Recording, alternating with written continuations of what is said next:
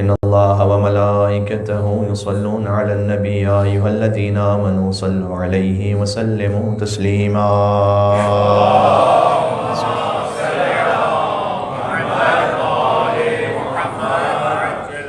أعوذ بالله من الشيطان الرجيم. بسم الله الرحمن الرحيم. لا حول ولا قوة إلا بالله العلي العظيم. حسبنا الله ونعم الوكيل، نعم المولى ونعم النصير، وبه نستعين وهو خير ناصر ومعين، والصلاة والسلام على أشرف الأنبياء والمرسلين حبيب إله العالمين رحمة للعالمين سيدنا ومولانا أبي القاسم المصطفى محمد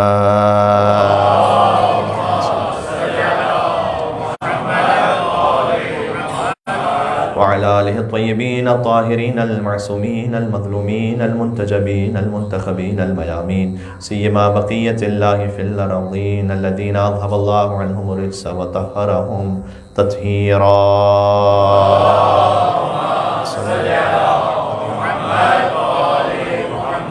رحمة الله على محبيهم واللعنة الدائمة على أعدائهم أجمعين.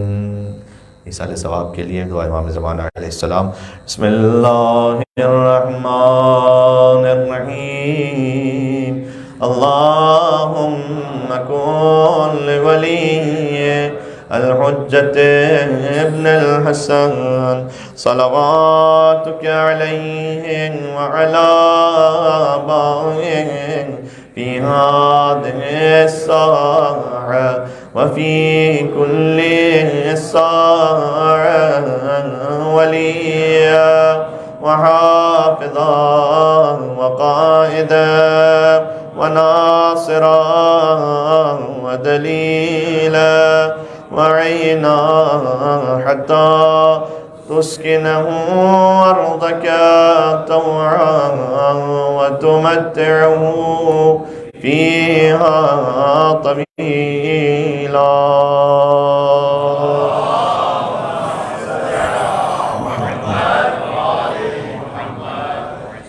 أما بعد فقد قال الله الحكيم. بسم الله الرحمن الرحيم. قال عيسى ابن مريم اللهم ربنا انزل علينا مائدة من السماء. نعرہ الصلوات. اللهم صل على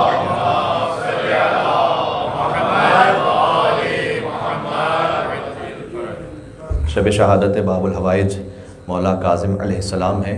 امام رضا علیہ السلام کو پرسہ پیش کرنا ہے اور ان کی خواہر بی بی معصومہ قم سلام اللہ علیہا کو دختر امام موسیٰ کاظم علیہ السلام. امام کی اولاد بالخصوص امام رضا علیہ السلام کی خوشنودی کی خاطر آپ سب مل کر ہارون رشید پر ایک دفعہ لعنت بھیج دیجیے گا بے شمار. امام موسیٰ کاظم علیہ السلام کی عظمت پر نعرہ صلوات.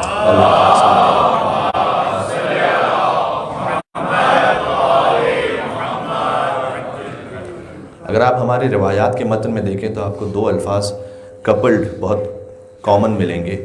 طاہرن مطہرن. طاہر وہ کہ جو پاک ہو، مطہرن جسے پاک کیا گیا. مطہرن اسی تطہیرہ کا اسم مفعول ہے. تطہیر سے اسم فاعل ہے مطہر اور اسم مفعول ہے مطہر. مطہر وہ کہ جو طہارت عطا کرنے والا ہے جو رب العالمین ہے، اور مطہر وہ کہ جو طہارت عطا کرنے والا ہے. مطہر وہ جسے طہارت عطا کی ہے. اہل بیت کی جو طہارت ہے وہ یطہرکم تطہیرا ہے، جو کمال طہارت ہے.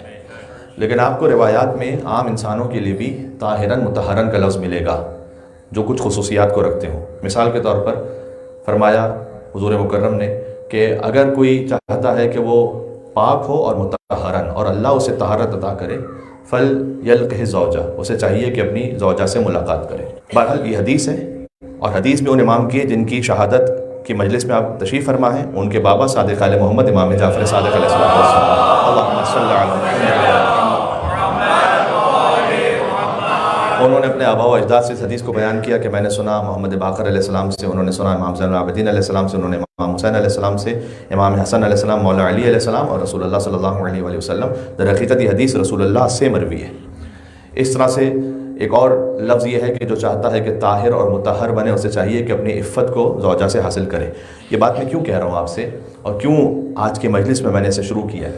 طاہرن مطہرن کا لفظ ایک اور حوالے سے بھی ہے، ذرا غور فرمائیے گا. خود امام موسیٰ کاظم کی گواہی ہے امام رضا علیہ السلام کے لیے کہ جب کسی نے پوچھا کہ آپ کے فرزند جب دنیا میں تشریف لاتے ہیں، جب بھی بیٹے کی ولادت ہو تو اسلام کا حکم ہے سرکمسیشن کا، تو امام نے یہ فرمایا کہ ہم اہل بیت جب دنیا میں آتے ہیں تو اللہ کی جانب سے پاک شدہ آتے ہیں۔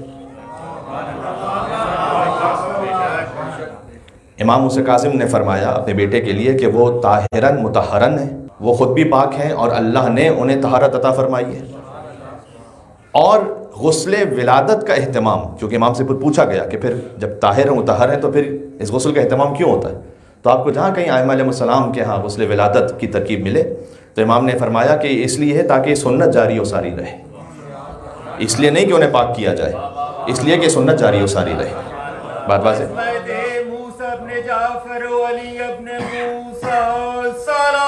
اللہم صلی علی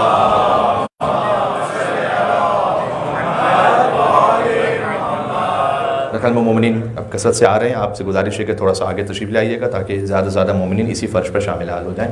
ایک مل کے صلوات بھیجیں محمد و آل محمد پر۔ اللہم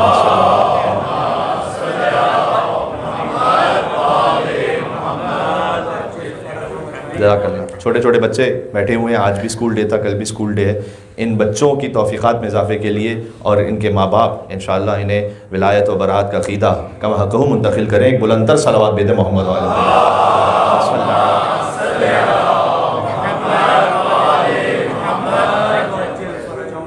میں بھی کوشش کروں گا پوری اس بات کی رعایت کروں کہ آپ آج اپنے ورکنگ ڈے سے آئے ہیں، کل بھی ورکنگ ڈے ہے، میں کوشش کروں گا کہ بات مفید و مختصر رہے انشاءاللہ۔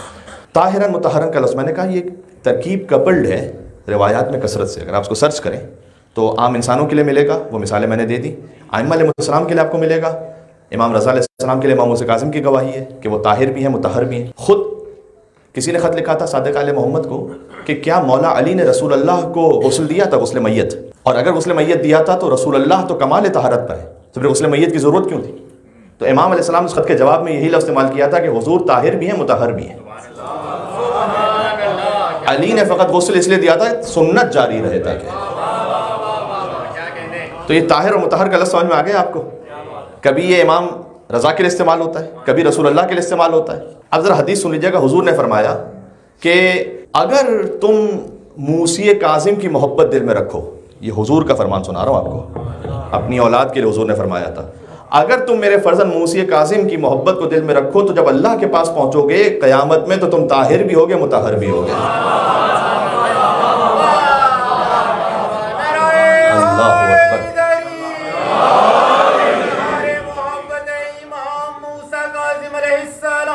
سبحان اللہ۔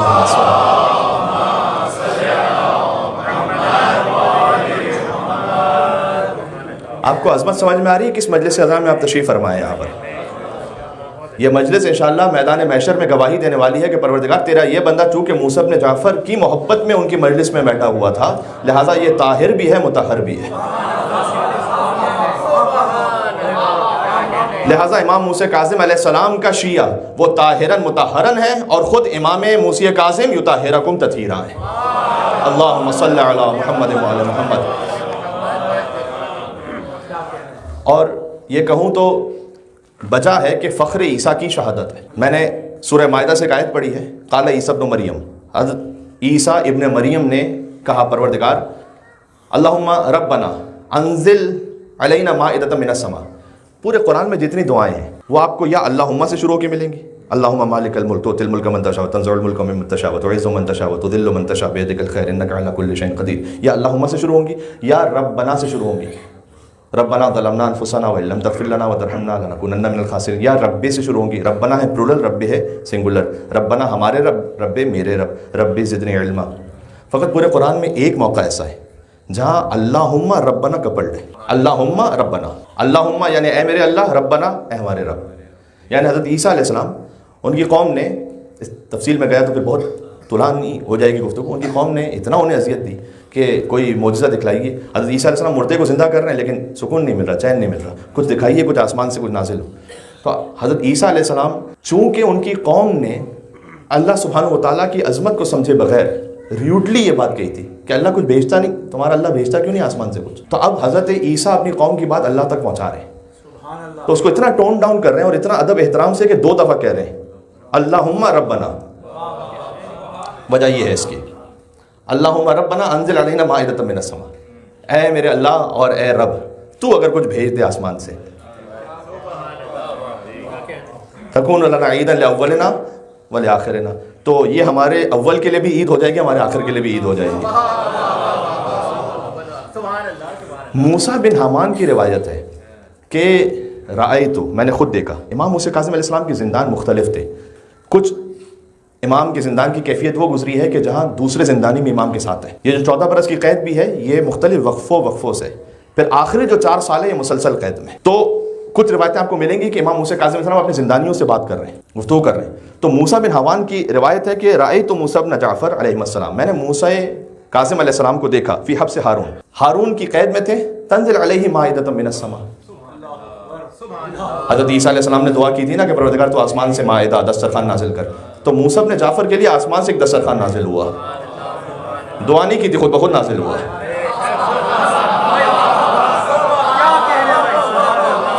یہ فخر عیسیٰ کی شہادت ہے. سبحان اللہ. اللہم صل علی محمد وآل محمد. خاص بات ہے اس میں، موسیٰ بن حامان کی یہ گواہی ہے کہ تمام زندانیوں نے مل کر وہ کھانا کھایا من غیر ان ینقص منہ شیء، بغیر اس سے کہ اس دسترخوان سے کوئی شے کم ہوتی. جنت کی غذاؤں کی خصوصیت یہ ہے، جنت کے بارے میں روایت ہے کہ جب جنتی کوئی پرندے کا گوشت کھائیں گے تو وہ پرندہ اسی وقت پھر اڑتا ہوا واپس چلا جائے گا، ختم نہیں ہوگا. ایک بات یاد رکھیے گا، دنیا میں جنت کی غذا یا حجت کھا سکتی ہے یا حجت جسے کھلائے.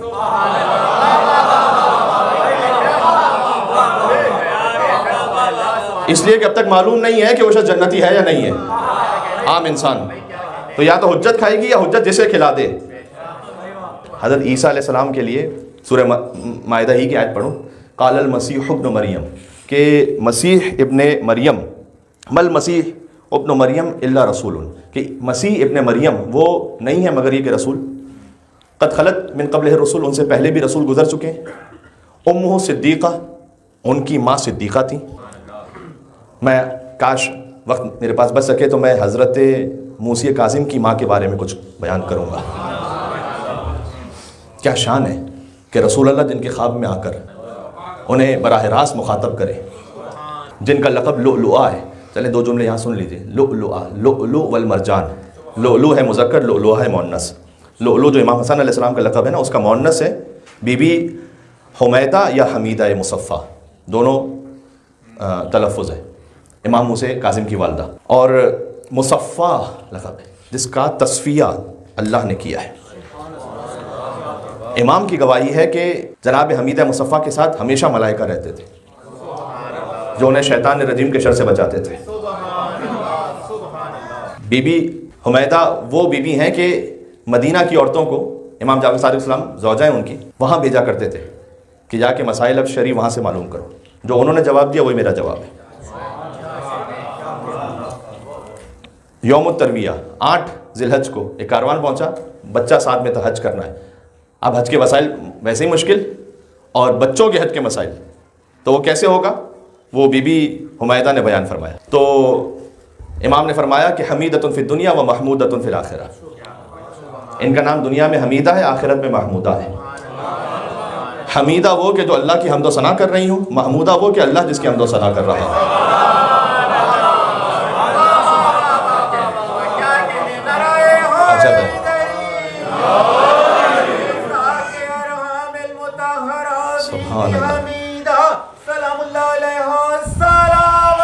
اللہم صلی علی محمد وعلی محمد.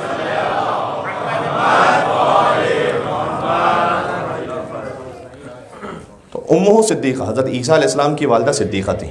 کانا یاکلان طعام، بہت غور کیجیے گا، بات زبان پر آئی ہے، میں کہہ رہا ہوں فخر عیسیٰ علیہ السلام کی شہادت کی شب ہے. تو ایک مثال تو میں نے دے دی آپ کے سامنے کہ آسمان سے دسترخوان نازل ہو.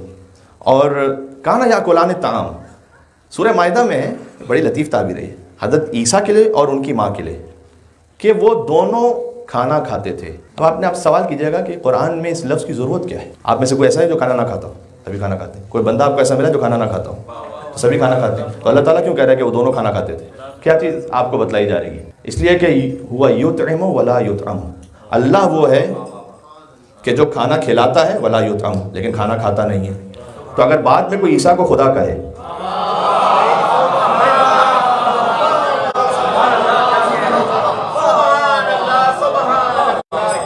اگر بعد میں کوئی عیسیٰ علیہ السلام کو خدا کہے یا خدا کا بیٹا کہے، تو کہا نہیں دیکھو وہ خدا نہیں ہے. دلیل کیا ہے؟ کھانا کھاتے تھے. خدا تو کھانا کھاتا نہیں ہے. اہل بیت کی بھی بندگی کا بیان اللہ نے کیا ہے. عیسیٰ علیہ السلام کے لیے کہا اور مریم سلام اللہ علیہ کے لیے کھانا کھاتے تھے. پنجتن کے لیے کہا یطعمون الطعام، کھانا کھلاتے تھے.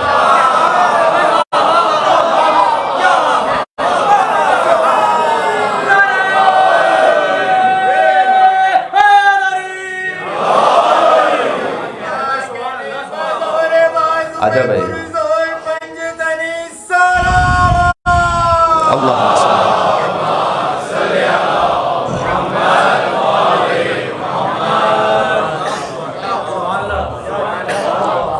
عیسیٰ علیہ السلام کی بندگی ہے کانا یاکلان الطعام. عیسیٰ اور مریم کھانا کھاتے تھے.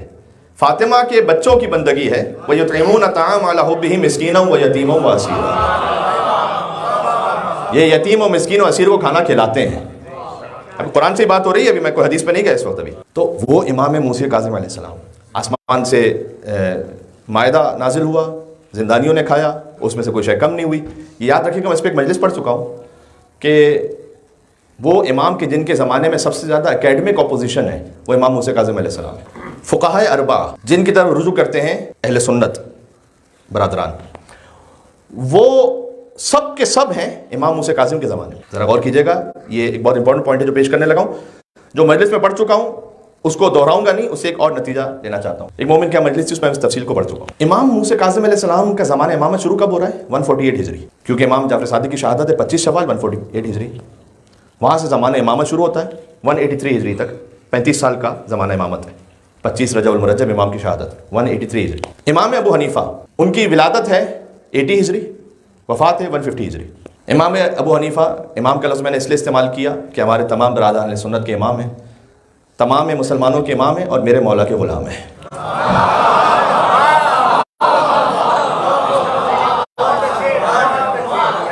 غلط تو نہیں کہہ رہا تاریخی طور پر. اگر جعفر صادق کی خدمت میں گزارے ہوئے 2 سال نہ ہوتے تو نعمان بن ثابت ہلاک ہو جاتا. تو ایک مل کے صلوات بھیجے گا محمد وآل محمد.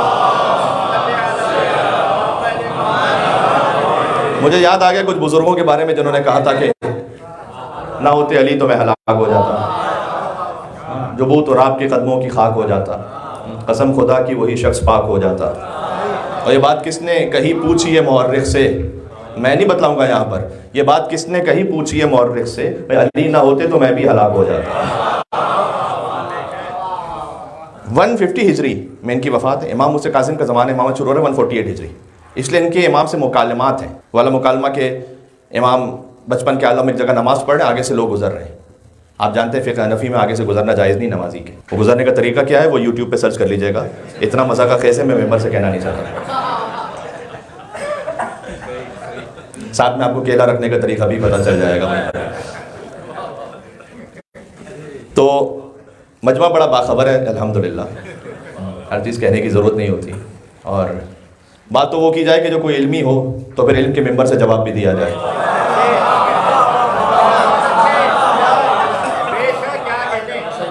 یہ فرش عزا امام حسین علیہ السلام کا صدقہ ہے کہ جب بچہ بھی نعرہ حیدری کہتا ہے نا اور دشمنان اہل بیت پہ لعنت بھیجتا ہے.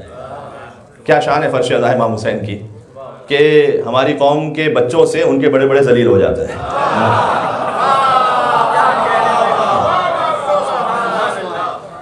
تو امام کے سامنے سے لوگ گزر رہے تھے. فقہ جعفریہ میں جائز ہے کہ آپ کتنا بھی سامنے سے گزرتے رہے، آپ امام بارگاہ میں لوگوں کے سامنے گزر جاتے ہیں، کوئی پوچھنے والا نہیں، کوئی اس لیے کوئی مسئلہ ہی نہیں، کوئی شرعاً کوئی حرج نہیں.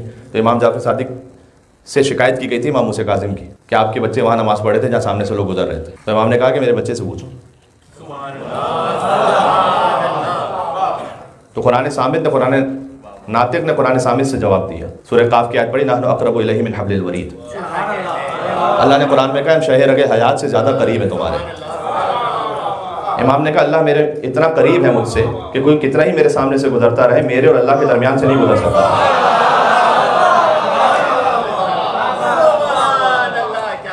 یہ سامنے گزرنے میں کوئی حرج، اس کا فلسفہ سمجھ میں آ گیا آپ کو؟ یہ ہے، یہ امام موسیٰ کاظم علیہ السلام نے سمجھایا. تو امام ابو حنیفہ 80 ہجری میں ولادت، 150 میں وفات. امام مالک 94 یا 95 ہجری میں ولادت، دونوں تاریخوں میں موجود ہے، اور 179 ہجری میں امام مالک کی وفات ہے. امام مالک اور امام ابو حنیفہ ڈائریکٹ شاگرد تھے امام جعفر صادق علیہ السلام کے. ان کے بعد امام شافعی 150 ہجری میں ولادت، یعنی امام ابو حنیفہ کی وفات ہے 150 ہجری، امام شافعی کی ولادت ہے 150 ہجری. 204 ہجری میں وفات ہے ان کی. امام شافعی وہ شاگرد ہیں امام ابو حنیفہ ہیں، اور استاد احمد ابن حنبل ہیں جو ان کے بعد آنے والے ہیں. احمد ابن حنبل ان کی ولادت ہے 164 ہجری. تو 164 ہجری 9 سال کے سن میں فتویٰ دینے کے قابل ہوئے، مستقل ایک درس ہوتا تھا. ان کی وفات ہے 241 ہجری.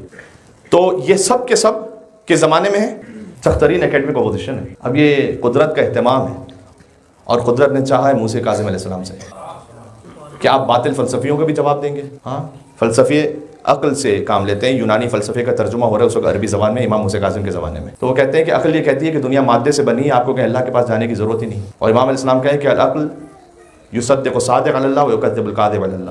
عقل کی ڈیفینیشن یہ ہے کہ جو اللہ کے بارے میں صادق ہے اس کی تصدیق کر دو، جو اللہ کے بارے میں کاذب ہے اس کی تکذیب کر دو. یہ ہے عقل مند. اس کی تشریح کبھی آپ مجھ پہ ادھار رہی، کبھی انشاءاللہ اور صحیح، وقت نہیں آج. اب فقط فقہی معاملے کا مسئلہ نہیں ہے، عقائد کی بنیادوں کا مسئلہ ہے، جبر و اختیار. سیم واقعہ ابو حنیفہ آ کر صادق علیہ محمد سے کہیں کہ میں ایک سوال پوچھنا چاہتا ہوں، تو امام یہ کہیں کہ بچے سے پوچھ لوں. ایسے واقعات بہت ہوئے ہیں. انبیاء کے ساتھ ہیں کہ حضرت خضر آئیں رسول اللہ سے سوال پوچھنے کے لیے، اور رسول اللہ یہ کہیں کہ کیا آپ چاہتے ہیں کہ میرے نواسے حسن مصطفیٰ سے پوچھ لیں.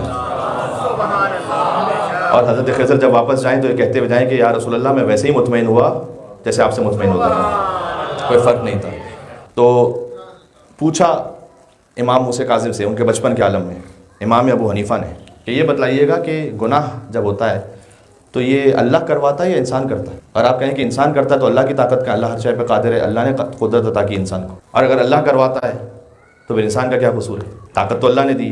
تو امام علیہ السلام نے بہت منطقی اور فلسفی جواب دیا، بہت لاجیکل. امام علیہ السلام نے کہا اس کی 3 صورتیں ہیں. پہلی صورت یہ ہے کہ اللہ کرواتا ہے، بندے کا کوئی دخل نہیں، ازیومنگ. امام نے کہا اگر ایسا ہے تو پھر اللہ کیوں تنبیہ کرتا ہے بندوں کو اگر اللہ ہی کروا رہا ہے؟ اس کا مطلب یہ ہے کہ یہ اللہ کی عدالت کے خلاف، ایسا نہیں ہو سکتا، ناٹ پاسبل. یہ امام موسیٰ کاظم جواب دے رہے ہیں امام ابو حنیفہ کو. تو اس کے بعد امام نے کہا دوسری سچویشن یہ ہو سکتی ہے کہ اللہ اور بندہ شریک ہے. ایک یہ تصور بھی ہو سکتا ہے نا، اللہ اور بندہ دونوں شریک ہیں.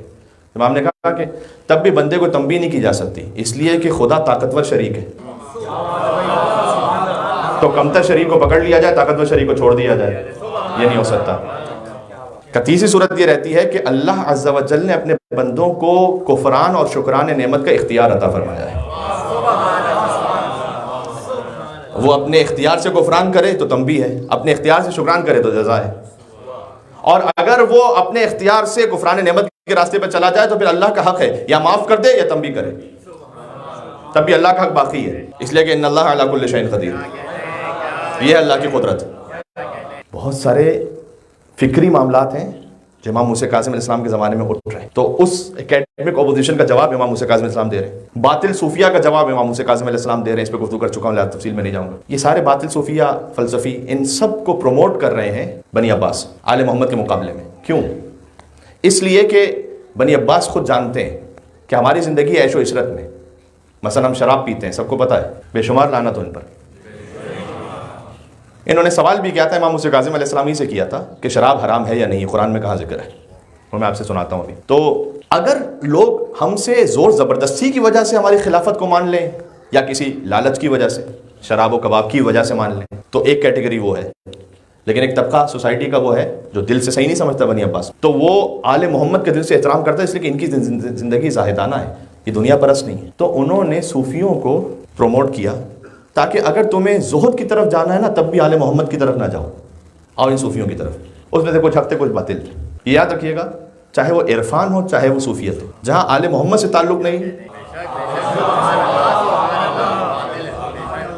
مولانا فلاں صوفی اور فلاں فلسفی نے بڑی اچھی بات کہی ہوئی، ذرا وہ دیکھیں تو صحیح. بس یہ کسر ابھی ہمارے یہاں رہ گئی کہ مولانا یہ بھی تو دیکھیں کہ شمر کتنی اچھی تلاوت قرآن کرتا تھا.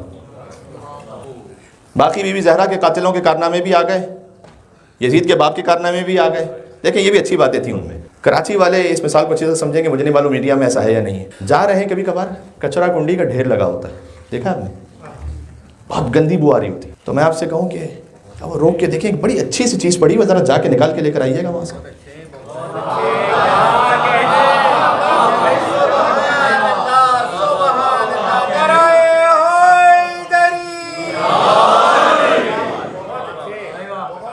میں کہا گلاس پڑا ہوا ہے، بڑا اچھا سا لگ رہا ہے، ذرا لے کر آئیے گا وہاں سے۔ ارے مولانا کیا کر رہے ہیں، یہاں تو کھڑے رہنا مشکل ہے، آپ ہمیں ناک میں دم ہو رہا ہے۔ ارے نہیں وہ بہت اچھا گلاس ہے وہاں پر۔ ارے مولانا کہیں صحیح جگہ سے جا کے لیں گے، کچرا کنڈی میں آپ کو شمر ہی ملا ہے،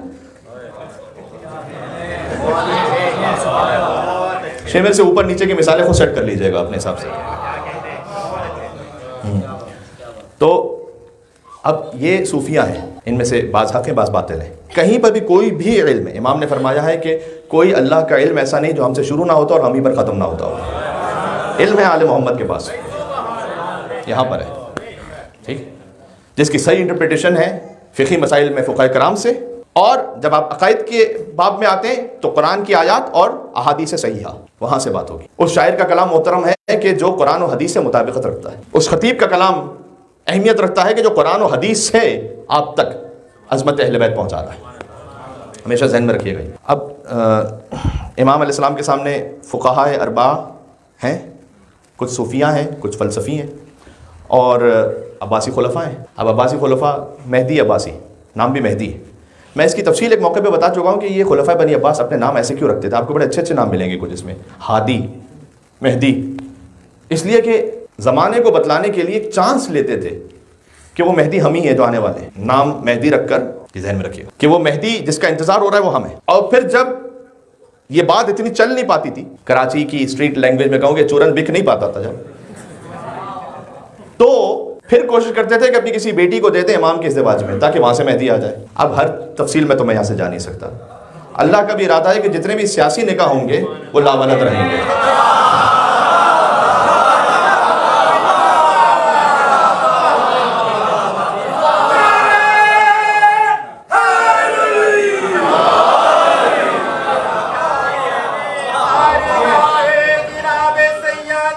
آپ کی عظمتوں کو سلام۔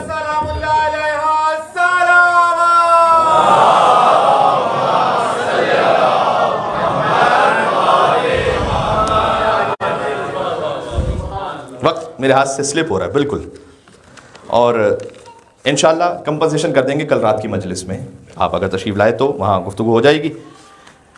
بہرحال آپ تشریف لائیں نہ لائیں مجھے تو گفتگو کرنی ہے، لیکن جو بھی مومنین ہوں گے انشاءاللہ ان سے بات ہو جائے گی۔ یہ عباسی تیسرا خلیفہ ہے، ابو عبداللہ المہدی عباسی۔ امام موسیٰ کاظم کی امامت کے زمانے میں 4 خلفاء بنی عباس ہیں، منصور توانفی، مہدی عباسی، ہادی عباسی، پھر ہارون رشید۔ تو یہ جو اس سلسلے کا دوسرا ہے، اور خلافت بنی عباس میں تیسرا مہدی عباسی۔ امام کاظم علیہ السلام سے کہتا ہے کہ قرآن میں اللہ نے یہ کہا ہے کہ شراب شیطان کا کام ہے لیکن حرام نہیں کہا ہے، تو کام تو برا ہے لیکن حرام نہیں ہے۔ امام نے کہا کہ کیا قرآن کوئی تمہارے گھر میں نازل ہوا ہے جو تمہیں پتا ہوگا کہ شراب کہاں حرام ہے؟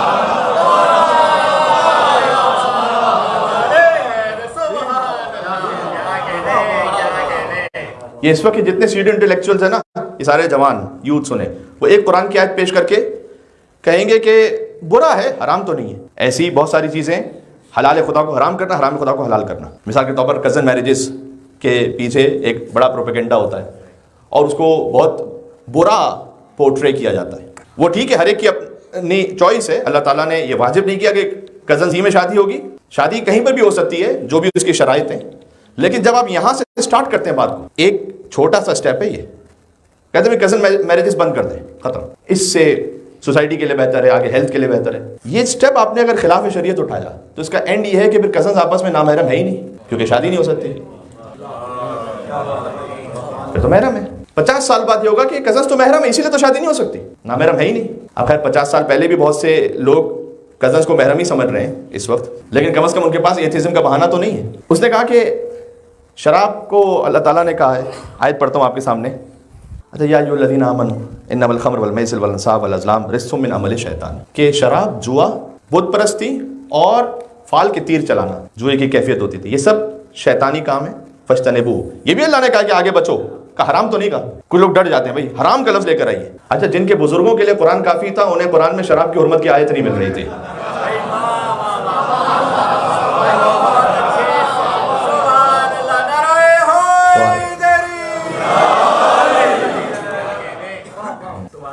اب گفتگو ایک عجب انداز میں ہو رہی ہے آج, جس طرح سے امام موسیٰ کاظم علیہ السلام چاہیں. تو کہا شراب حرام نہیں ہے, شیطان کے کاموں میں سے ہے, اجتناب کرو لیکن حرام نہیں ہے. تو یاد رکھیے گا یہ جو آیت میں ہے نا کہ جوا حرام ہے, واضح ہے سب. تو وہ گیم کے جو جوئے والے ہی ہیں, چاہے اس پہ جوا نہ بھی کھیلا جائے تب بھی حرام ہے. مثلا شطرنج, اب شطرنج چاہے آپ سامنے فزیکلی کھیل رہے ہیں یا آن موبائل کھیل رہے ہیں, آن کمپیوٹر کھیل رہے ہیں, آیت اللہ سستانی کے فتوے کے اعتبار سے دو افراد کھیل رہے ہیں تو حرام ہے. اگر آپ کمپیوٹر کے ساتھ کھیل رہے ہیں تو اعتراض واجب کی بنا پر حرام.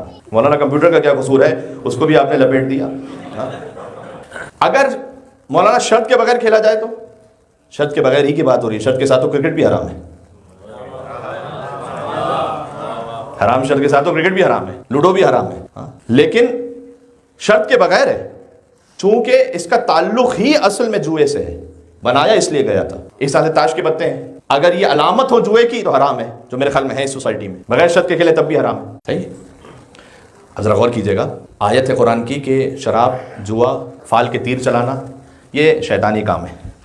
سبحان اللہ. اب یہ لوگ یہ چاہتے ہیں کہ جناب کسی طریقے سے شراب اجازت مل جائے کچھ. بقول نسیم امروہی علی اللہ مقامہ, کہ دور قرآن کا ایک دور نیا آ جاتا. دور قرآن کا, قرآن بدل رہے ہیں نا, دور قرآن کا ایک دور نیا آ جاتا اور پی کے جب جھوم کے پڑھتے تو مزہ آ جاتا.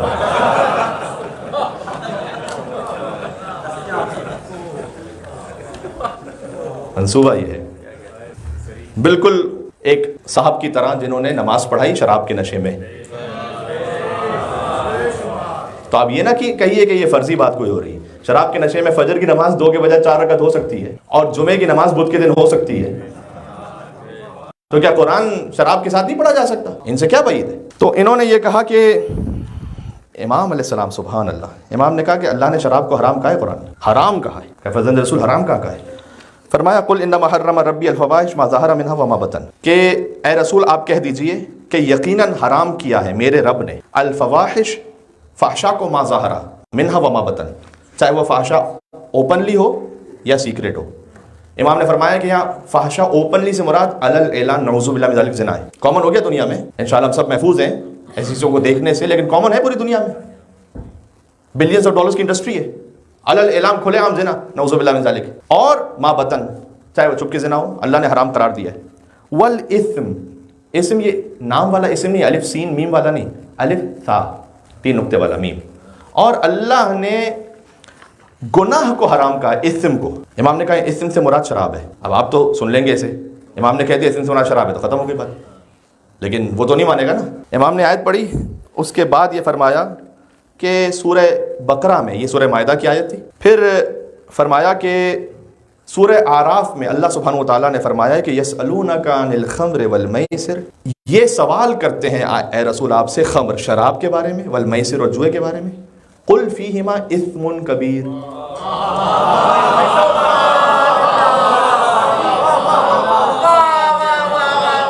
پہنچ گیا میرا مجمع انشاءاللہ سے.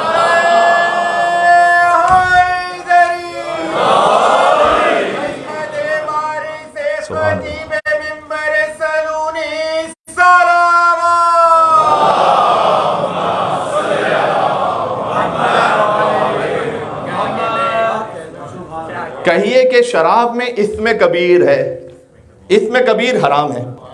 شراب حرام ہو گئی یا نہیں ہوئی؟ کیا کہنا. اس خاطرے کے امام کو زندانوں میں رکھتے تھے تاکہ امام کا فضل ظاہر نہ ہونے پائے. امام کے جو مصائب ہیں اس پر کبھی میں انشاءاللہ آپ سے بات کروں گا. کتنی باتوں میں کہوں, کبھی بات کروں گا, اس لیے کہ ہر موضوع ایسا ہے کہ جس پر کم از کم 20-25 منٹ بات ہو. امام علیہ السلام کے جو سخت ترین مصائب ہیں نا, اس کی ایک وجہ جانتے ہیں؟ کتاب الکافی کی حدیث ہے. کتاب الکافی کی نہ ہوتی تو شاید میں پڑھنے کی اتنی ضرورت بھی نہ کر پاتا. کتاب الکافی کی حدیث ہے. امام کے زمانے کے جو شیعہ تھے, فرمایا امام نے ان اللہ عز و جل غضب علی الشیعہ, اللہ تعالیٰ غضبناک تھا امام کے زمانے کے شیعوں پر. کیوں؟ بہت غور سے سنیے گا, یہ ایک فکری الجھن اس کو سلجھا دے گا یہ معاملہ اگر یہ میں پہنچا سکا۔ شیعہ پر اللہ تعالیٰ غضبناک تھا امام کے زمانے میں۔ کیوں غضبناک تھا اس کا تفصیل سے ذکر حدیث میں نہیں، علامہ مجلسی نے جب اس کی شرح کی ہے تو اس میں انہوں نے لکھا ہے کہ اللہ سبحانہ و تعالیٰ غضبناک اس لیے تھا کہ اس زمانے کے شیعوں نے تقیہ کو ترک کیا تھا۔ تقیہ جسے ہم بڑے نیگیٹو سینس میں لیتے ہیں، تقیہ کو ترک کیا تھا۔ ائمہ علیہ السلام کی جانب سے اس وقت اجازت نہیں تھی کہ تم ظاہر کرو کہ ساتویں حجت کون ہے۔ اس خاطر ہے کہ چھٹے امام نے شہادت کے وقت 5 اپنے وسیع متعین فرمائے تھے، جس میں خود ایک منصور دوانقی تھا، تاکہ معاملہ کنفیوز رہے۔ ان 5 وسیع کے متعین ہونے پر کل بات کروں گا انشاءاللہ بشرط توفیق، کہ پھر اس زمانے کے صحیح شیعوں نے، ابو حمزہ صومالی جیسوں نے سمجھا کیسے کہ ان 5 میں سے امام کون ہے، جس میں امام کی والدہ حمیدہ مصفیٰ کا نام بھی شامل ہے اور امام کے بڑے بھائی کا نام بھی شامل ہے۔ اب پتہ کیسے چلے کہ اس میں امام کون ہے؟ آسان نہیں تھا عزیزو، یہ جس کی فکری تربیت ہو چکی ہو نا قال الباقر اور قال الصادق سے، وہ سمجھ سکتا ہے، جو مزاج امام کو جانتا ہے، بلکہ مزاج امامت کو جانتا ہے۔ تو تقیہ چھوڑا۔ اب جب تقیہ کو ترک کیا تو ہارون رشید نے منصوبہ یہ بنایا کہ یا تو میں موسی کاظم کے شیعوں کو ماروں جتنے شیعہ ہیں، یا خود انہیں زندان میں رکھوں تاکہ جب یہ زندان میں رہیں تو اپنے شیعوں سے دور رہیں۔ کتاب الکافی کی حدیث ہے، امام خود فرماتے امام حسین فخیرنی نفسی، میں نے اللہ سے یہ گزارش کی کہ پروردگار تو یہ اہتمام کر کہ میرے شیعہ محفوظ رہیں، میں زندان میں چلا جاؤں۔ امام نے اپنے شیعوں پر مظالم اور مصائب کو بچانے کے لیے خود زندان کو اختیار فرمایا۔ یہ بات ذہن میں رکھیے گا، بہت امپورٹنٹ پوائنٹ ہے یہ۔ اور امام نے خدا کی قسم کھا کے کہا فوقیت واللہ بنفسی، خدا کی قسم میں نے اپنے آپ کے ذریعے سے میرے شیعوں کو بچایا ہے۔ تقیہ کو برا نہیں سمجھنا کبھی، غیبت امام زمانہ میں بالخصوص امام موسی کاظم ہی کا فرمان ہے جن کی شہادت کی مجلس میں تشریف فرمائے، فرمایا اگر میں یہ کہوں کہ تقیہ چھوڑنے والا اور نماز ترک کرنے والا دونوں برابر ہیں تو یہ میں نے سچ کہا ہے۔ وہ نعرہ وہاں نہ لگائیں جس سے آپ یا کسی مومن کی جان مال عزت اور آبرو کا خطرہ ہے، وہ بینر وہاں نہ اٹھائیں جہاں سے تقیہ کا مسئلہ ہے۔ ادب احتراماً کہہ رہا ہوں، بہت ادب احترام سے۔ اللہ تعالیٰ سب مومنین کی جان میں عزت و آبرو کی حفاظت فرمائے، تمام ظالمین کو نیست و نابود فرمائے انشاءاللہ۔ موسی کاظم کے زمانے میں جب مومنین نے تقیہ چھوڑا، قربانی کسے دینا پڑی؟ امام موسی کاظم کو۔ آج آپ تقیہ چھوڑیں گے، قربانی کون دے گا؟ امام زمانہ علیہ السلام۔ غیبت طولانی ہوتی جائے گی، غیبت طولانی ہوگی۔ مولانا ہم نے حق کا اظہار کیا ہے، ہم چاہتے حق کا اظہار ہو۔ پہلے ہی پوچھ لیجئے گا کہ حق کا اظہار اس کی بھی کچھ شرائط ہیں، یا جب آپ کا موڈ ہو جائے تو حق کا اظہار ہے؟ فجر کی نماز پڑھ لیجئے نا ابھی اس وقت۔ ارے مولانا فجر کی نماز کیسے پڑھ لیں، ابھی تو وقت ہی نہیں آیا۔ اچھا فجر کی نماز کا وقت ہے، حق کے اظہار کا کوئی وقت نہیں ہے، جب مرضی اٹھا کے کر دو گے، اس کی کوئی شرائط نہیں ہے۔ ایک چیز کا واجب ہونا اور ہے، اس کی شرائط کا پورا ہو جانا اور ہے۔ بات سمجھ میں آ رہی ہے؟ اب اس کے کاؤنٹر آرگومنٹس ہوتے ہیں تو بات طولانی ہو جائے گی۔ مولانا آگے آپ بات کریں تو امام حسین بھی تقیہ کر لیتے، یہ جواب ہوتا ہے نا سامنے سے، امام حسین بھی تقیہ کر لیتے۔ سب سے پہلے تو اپنی اوقات کو سمجھو، امام حسین علیہ السلام کے ساتھ ذرا نیچے آ جاؤ۔ ہاں پہلی بات تو یہ۔ دوسرا یہ کہ امام حسین علیہ السلام بھی، تو پھر امام جعفر صادق بھی وہی کر لیتے جو امام حسین نے کیا تھا، امام موسی کاظم بھی وہی کر لیتے جو امام حسین نے کیا تھا، انہوں نے وہ کیوں نہیں کیا؟ حسینیت فقط ظلم کے خلاف قیام کرنا نہیں ہے، ڈیفینیشن صحیح رکھیں۔ حسینیت جہاں امام کا حکم ہے وہاں ظلم کے خلاف قیام کرنا ہے۔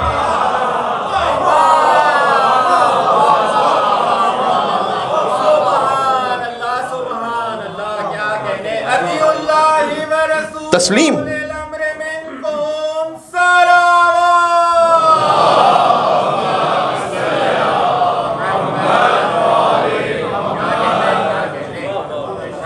یہ کون بتلائے گا آج کے زمانے میں؟ کیا فقیہ جامع الشرائط، اعلم و زمانے ہی، مثلا آیت اللہ سیستانی کا جب وہ فتویٰ ہے عراق کے لوگوں کے لیے داعش کے معاملے پر، فقیہ جامع الشرائط۔ ہر بات پر اٹھنا حسینیت نہیں ہے، جہاں امام نے اٹھنے کا حکم دیا، بلکہ جملے کو اور بڑھاؤں، جہاں امام نے اٹھنے کا حکم دیا وہاں اٹھنا حسینیت ہے، جہاں امام نے بیٹھنے کا حکم دیا وہاں بیٹھنا حسینیت ہے۔ تقیہ کا حکم تو نہیں کر رہے، نہیں ہم بڑے مولائی ہیں، ہم سب کو جا کے کہیں گے۔ اللہ تعالیٰ غضبناک ہوا شیعوں پر، اور اللہ تعالیٰ نے اختیار عطا کیا امام کو، آپ کے شیعہ مصائب اٹھائیں یا آپ۔ امام نے کہا فخیرنی نفسی، میں نے اپنا آپ اختیار کیا، میں مصائب اٹھاؤں گا۔ اللہ اکبر. ہماری ہزاروں جانیں قربان ہوں. موسیٰ بن جعفر انتقال پر اسیر بغداد کا ماتم ہے. مردوں میں مشہد مقدس مولا علی ابن موسیٰ رضا پرسہ لینے آئے. مستورات میں یقیناً مولا کی بیٹی معصومہ قم شہر مقدس قم سے پرسہ لینے تشریف لائی ہیں. آج پرسے کا جب عالم ہونا چاہیے عزیزوں. یہ وہ امام ہے.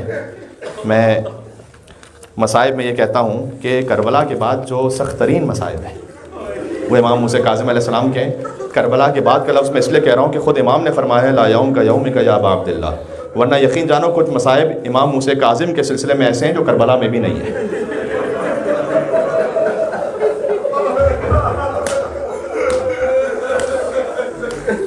کربلا میں امام زین العابدین علیہ السلام زندان میں رہے ہیں. دست ادب جوڑ کے میں خود مولا کی خدمت میں پیش کروں. اے مولا زین العابدین، آپ ہی کے فرزند مولا موسیٰ کاظم کا ماتم ہے. اسیر بغداد کا تابوت برآمد ہوگا. ہائے ہائے ہائے، زنجیروں میں جکڑا ہوا تابوت، زنجیروں میں جکڑا ہوا جنازہ. ممبر سے دعا دے رہا ہوں کبھی 25 رجب آپ کاظمین میں کیجیے گا. مولا نے اس فقیر کو توفیق عطا کی ہے. کئی مرتبہ میں کاظمین پہنچا ہوں. چہلم کے بعد کا سب سے بڑا اجتماع ہے امام موسیٰ کاظم کی شہادت پر. پل بغداد پر جو اجتماع ہوتا ہے اور وہاں سے جو شبیہ تابوت برآمد ہوتی ہے. دیکھو آج شب شہادت ہے نا امام کی. آج دنیا بھر میں ہزاروں شبیہ تابوت برآمد ہو رہے ہوں گے. ایسا ہے یا نہیں ہے؟ کیا کوئی تابوت اٹھانے کے لیے کہیں مزدوروں کو بلایا گیا ہوگا؟ آج امام کے چاہنے والے تابوت اٹھانے والوں کا اتنا مجمع ہے کہ پتہ نہیں سب تابوت تک پہنچ پائیں یا نہ پہنچ پائیں. لیکن یقین جانو میرا امام اتنا بےکس تھا کہ 4 مزدوروں نے جب مولا کا لاشا اٹھایا تو دعا کرو کہ قرآن وہ نہ اٹھائے جسے اٹھانے کی تمیز نہ آتی ہو. اب میں نے کہہ دیا ہے، میں اس سے زیادہ نہیں کہہ سکتا. انہوں نے پل بغداد پر جنازہ رکھا نہیں تھا، پھینک دیا. میرے مولا موسیٰ کاظم کے 18 بیٹے ہیں. جس کے 18 بیٹے ہوں کندھا دینے والا کوئی بھی نہ ہو. دیکھو یہاں غربت میں پردیس میں آپ رہتے ہیں، کبھی کسی کا انتقال ہو جاتا ہے. آج تک ایک جنازہ بھی ایسا ہوا ہے کہ کچھ لیبرز کو بلایا گیا ہو کہ آپ اٹھائیں، کوئی اٹھانے والا نہیں ہے. کبھی ایسا نہیں ہوتا. غریب سے غریب کا بھی جنازہ ہو، مومن ہو یا نہ ہو، کچھ نہ کچھ تو اپنے ہوتے ہیں. یہاں 4 مزدور جنازہ اٹھاتے تھے. المنادی بذل الاستخفاف، روایت میں ہے کہ ذلت کے ساتھ اس جنازے کو اٹھا کر ندا دیتے جاتے تھے ھذا امام الرفضہ، یہ رافضیوں کے امام کا لاشا ہے. السلام علیکم ایھا المعذب فی قعر السجون. سلام اس امام پر، امام کی زیارت میں ہے جسے قید خانے کے گڑھے میں عذاب دیا جاتا تھا. امام کے لیے جو لفظ ہے روایت میں ہوئے متمورے کا. امام کو زندان میں نہیں متمورے میں رکھا گیا تھا. متمورہ کسے کہتے ہیں؟ ہائے حسین کہہ کے رونا اگر بعد میں پہنچا سکو. زندان وہ ہوتا ہے جو زمین سے اوپر ہو، متمورہ وہ ہوتا ہے جو زمین سے نیچے ہو. ایک ایسا گڑھا تھا کہ جو گیلا ہو چکا تھا، نمناک. وہاں امام علیہ السلام کہیں چھوٹا سا سفر کرنا پڑ جائے، چاہے آرام دہ سفر ہو، پیر آپ نہیں پھیلا سکتے ہوں تو کچھ دیر بعد پیروں میں تکلیف ہوتی ہے. آپ پہلا کام یہ کرتے ہیں کہ جیسے ہی سفر ختم ہوتا ہے تو اپنے آپ کو تھوڑا سا اسٹریچ کرتے ہیں تاکہ یہ پیروں کی تکلیف ختم ہو جائے.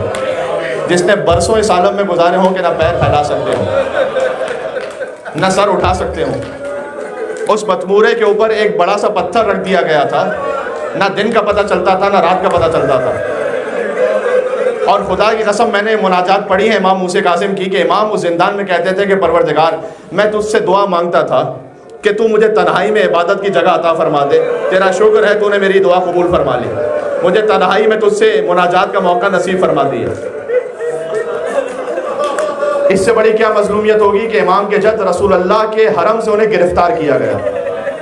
وہیں نانا کے سامنے نواسے کو قیدی بنا کر پہلے بصرہ پہنچایا گیا. امام کو بغداد سے پہلے بصرہ بھیجا گیا تھا. جب بصرہ کی قید میں امام پہنچے وہاں عیسیٰ ابن جعفر ہے، وہ ہے تو ظالم لیکن اس نے مامون کو خط لکھا بغداد میں کہ تو نے کس سید زادے کو بھیج دیا میرے پاس. میں دیکھتا ہوں کہ صبح کی نماز سے جب یہ تعقیبات سے فارغ ہوتا ہے تو حلیف السجدۃ الطویلہ، یہ امام کی زیارت میں اتنا طویل سجدہ یہ بندہ خدا انجام دیتا ہے کہ ظہر تک کا وقت آ جاتا ہے. اللہ اکبر. میں قربان اپنے مولا موسیٰ کاظم علیہ السلام. ظہر کی نماز سے فارغ ہو کر فوراً عصر کے لیے آمادہ ہو جاتا ہے، اور عصر کی تاقیبات اتنی طولانی پڑتا ہے کہ مغرب کا وقت ہو جاتا ہے، اور جب مغرب کے وقت افطار کرتا ہے تو 2 لقمے کھا کر افطار کرتا ہے۔ یہ تو بصرہ کی بات تھی۔ جب بغداد میں امام کا روزہ ہوتا تھا نا، تو جانتے ہو افطار کیسے ہوتا تھا؟ دیکھو رجب شعبان کا مہینہ، رمضان، آپ کے یہاں کوئی مومن آئے افطار کے لیے، آپ کم سے کم کیا پیش کریں گے؟ کم سے کم پانی پلائیں گے اور کھجور دیں گے۔ ہاں، امام کو تازیانے مار مار کر افطار کروایا جاتا ہے۔ سندھی بن شاہی کے ملعون اوپر سے پتھر ہٹاتا تھا اور مغرب کے وقت امام کو تازیانے مارتا تھا۔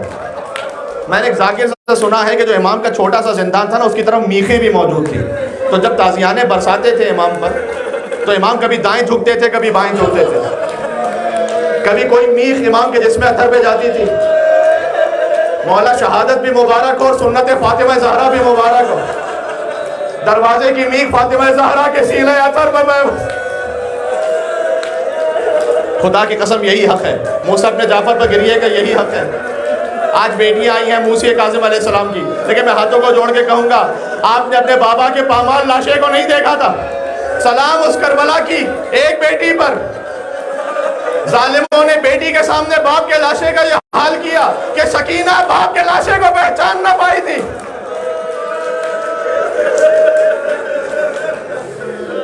امام کی زیارت پہ ایک اور لفظ سن لو، باقی مصائب انشاءاللہ زندگی رہی پھر کبھی اور صحیح، کہ سلام ہو اس پر ذی الساق المرزوز، ساق کہتے ہیں پنڈلی کو، یہ شن، مرزوز کسے کہتے ہیں؟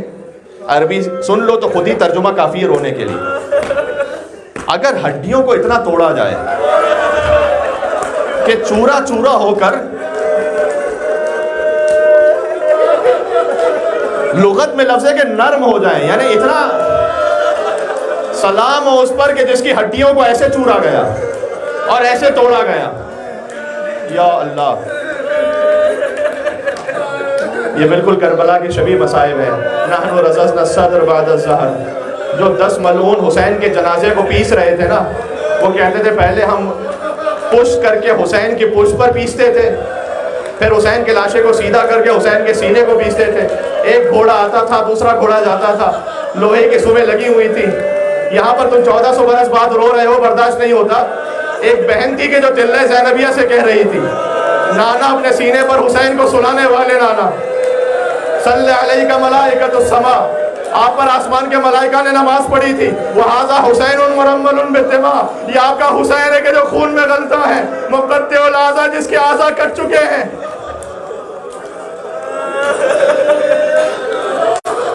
آخری جملے پر آ گیا تابوت کے لیے۔ ایک روایت یہاں تک ہے، امام کی شہادت 25 رجب کو ہوئی ہے نا، امام کی تدفین 29 رجب کو ہوئی ہے، یعنی 3 دن تک جیسے کربلا میں حسین کا لاشا پڑا رہا نا،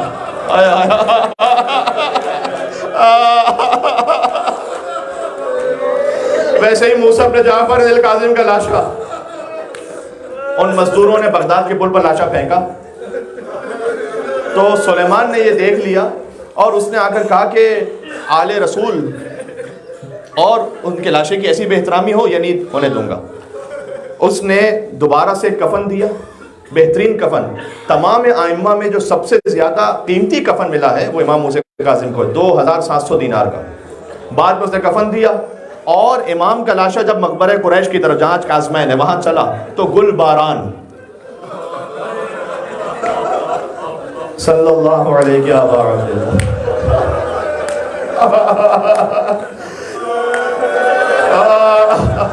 یا حسین ابن علی شب جمعہ ہے، دلوں کو روانہ کرے۔ اے مولا موسیٰ کاظم، آپ کے فرزند علی ابن موسیٰ رضا نے فرمایا ہے، ان کنت باقی لشین فبکی للحسین، دیکھ تجھے کسی بھی شے پر رونا آئے تو حسین پر ضرور رونا، لہذا میں ان کے حکم پر آپ کے مصائب میں حسین کے مصائب کا ذکر کر رہا ہوں۔ یا علی، پہنچ گئے، آپ پہنچ گئے۔ امام رضا علیہ السلام مدینہ میں تھے، کتنی مظلومیت ہے امام کی، مجھے معاف کرنا، کتنی مظلومیت ہے امام کی۔ امام رضا جب مدینہ میں تھے نا، 4 سال سے بیٹیاں نہیں ملی تھیں اپنے باپ سے۔ اچھا مجھے نہیں معلوم کہ 4 سال سے بیٹی نہ ملی ہو یہ زیادہ سخت ہے، ایک 4 سال کی بیٹی ہو اور باپ کا سر اس کے سامنے کاٹ دیا جائے یہ زیادہ سخت ہے۔ یا امیر المومنین، یا فاطمہ الزہرا سلام اللہ علیہا۔ امام رضا علیہ السلام مدینہ میں اپنے گھر کے باہر دہلیز پر بستر لگا کر سوتے تھے، کیونکہ خطرہ تھا کہ یہ ظالم گھر میں گھس کر کہیں امام کی بیٹیوں کو نقصان نہ پہنچائے۔ یاد آیا امام زین العابدین، بیویاں ایک خیمے سے دوسرے خیمے، ایسے کہ جیسے تسبیح کے دانے بکھر گئے تھے نا، ویسے علی و فاطمہ کی بیٹیاں شام غریبہ بکھر گئی تھیں۔ مجھے معاف کرنا، راوی کہتا ہے میں روزانہ امام کو دہلیز در پر دیکھتا تھا کہ امام وہاں سوتے ہیں۔ ایک رات میں نے دیکھا وہاں نہیں ہے، میں پوری رات انتظار کرتا رہا۔ اگلی صبح مولا تشریف لائے، میں نے کہا مولا آپ کہاں گئے ہوئے تھے؟ کہا میرے بابا کا بغداد میں وصال ہو گیا ہے، وہاں گیا تھا باپ کو غسل و کفن دینے، باپ کا جنازہ پڑھنے۔ امام رضا علیہ السلام نے خود دفنایا اپنے بابا موسی قاسم علیہ السلام کو۔ بس ایک امام بغداد میں مارا جائے تو مدینہ سے بیٹا پہنچ جائے تاکہ باپ کا غسل و کفن ہو جائے۔ کہاں ہیں رونے والے؟ صداؤں کو آزاد کر کے یا حسین کہنا، فریاد کرنا، اپنے چہرے پر اپنے سینے پر ضرور ماتم کرتے جانا موسی قاسم علیہ السلام کا۔ ایک بیٹا وہ ہے جو کربلا میں باپ کے لاشے کو دیکھ رہا تھا۔ زینب نے چلتے اونٹ سے اپنے آپ کو زمین کربلا پر گرا دیا، حتیٰ جب یہ غریب بیمار امام اپنے باپ کو دفنانے کے لیے پہنچا تو دیکھا باپ کی لاش پر سر نہیں تھا۔ سجاد نے اپنے ہونٹوں کو حسین کی کٹی ہوئی گردن پر رکھا۔ السلام علیکہ یا ابا عبداللہ۔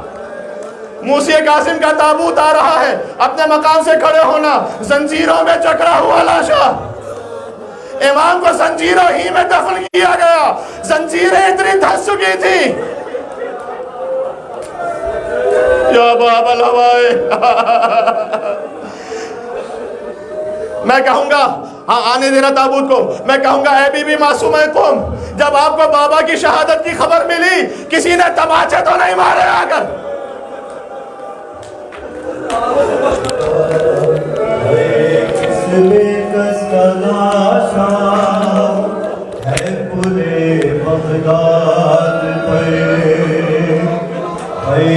کس میں کس کا لاشا ہے پورے بغداد پہ، کس کو زنجیروں نے جکڑا